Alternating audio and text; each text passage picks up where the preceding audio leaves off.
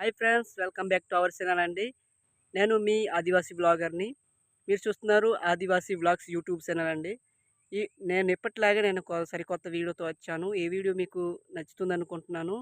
నచ్చినట్లయితే like, share, మన ఛానల్లోకి కొత్త వాళ్ళు వచ్చినట్లయితే సబ్స్క్రైబ్ చేస్తారని మనస్ఫూర్తిగా కోరుకుంటున్నానండి. మరెందుకు ఆలస్యం అండి, మన వీడియోలోకి వెళ్దాం రండి.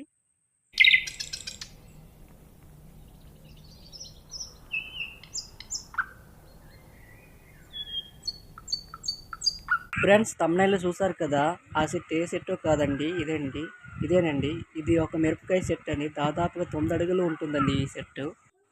మిరపకాయలు అయితే తెల్ల రంగులో ఉందండి, అది కూడా చిన్న సైజులో. నేను ఇక్కడుంటే చాలా దోమలు వాలిస్తున్నాయి, కరిసేస్తున్నాయి అన్నమాట. అందుకోసమే వాళ్ళు ఇలా తిప్పుకుంటున్నాను. మిరపకాయ ఒకసారి చూడండి, మిరప చెట్టు కాయలు కూడా ఎలా కాసాయో, తెల్లగా ఉంటుంది అన్నమాట. చాలా ఘాటుగా ఉంటుంది, బాగుంటుంది ఈ మిరపకాయ చెట్టు అనేది. ఈ మిరపకాయ అనేది చూడండి ఫ్రెండ్స్, ఇప్పుడిప్పుడే అనేది కాయలు వేస్తున్నాయి, పింజులు అయ్యాయి అన్నమాట. చూడండి, ఇది ఒక్కసారి నాటితే 5 సంవత్సరాల వరకు పంట ప్రతిరోజు ఎనీ టైం కాస్తూనే ఉంటుందన్నమాట. కొబ్బరికాయలు ఎలా కాస్తున్నాయి అలాగనమాట, కొబ్బరి చెట్టు లాగా ఈ మిరపకాయ నాటితే.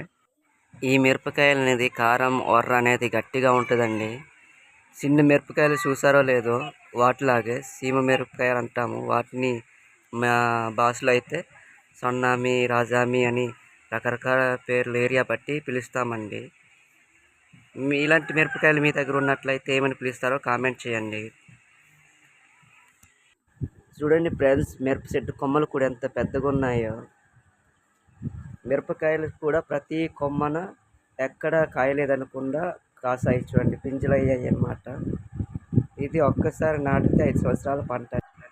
ఎందుకు ఆశ్చర్యం అన్నానంటే, మనం చూసే ప్రతి మిరపకాయ చెట్టు దాదాపుగా 2 అడుగులు 3 అడుగుల వరకు ఉంటుందండి, అంతకంటే ఎక్కువ ఉండదు. కానీ ఈ మిరపకాయ చెట్టు అయితే పెద్దది, 9 అడుగుల పైనే ఉందన్నమాట. అందుకోసమే ఆశ్చర్యం అన్నాను.